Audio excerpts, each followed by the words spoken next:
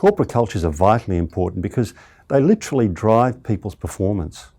It was as far back as 1992 that Cotter and Heskett wrote what is now considered a landmark book called Corporate Culture and Performance. In that book, they looked at companies that had great cultures and compared those to other companies. And across every measure of performance, there were staggering differences between those two groups.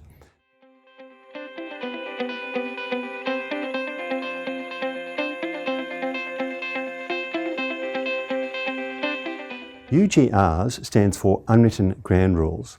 The best way to think about UGRs, or Unwritten Ground Rules, is that they are people's perceptions of this is the way we do things around here. It's the UGRs in a team or an organisation that constitute its culture. I argue they are one and the same thing. Examples of UGRs I've come across in the workplace include around here at our meetings, it isn't worth complaining because we know nothing will get done. Around here, the only time anyone gets spoken to by the boss is when something is wrong. Around here, the organisation talks about the importance of service, but we know they don't really mean it, so we don't really have to worry about it. UGRs drive people's behaviour, yet incredibly, they are seldom talked about openly.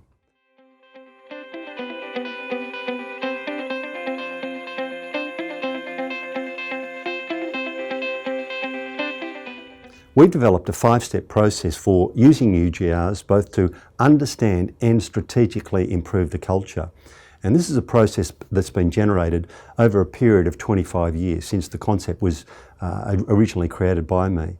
The first step of our 5-step process is what we call envision. And for this step, we say, forget about UGRs for a moment, because we have a golden question that sits behind this first step of our 5-step process. The golden question is this: what are the key cultural attributes we need in place to ensure our future success and to make this a great place to work?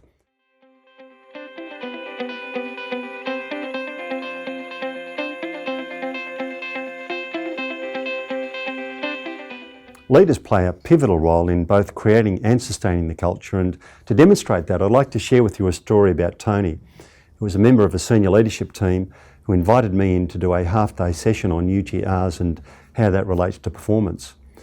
During the half-day session, I think it's fair to say that Tony was probably the most enthusiastic member of the team.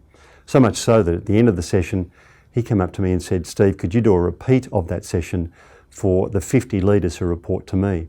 which we organised.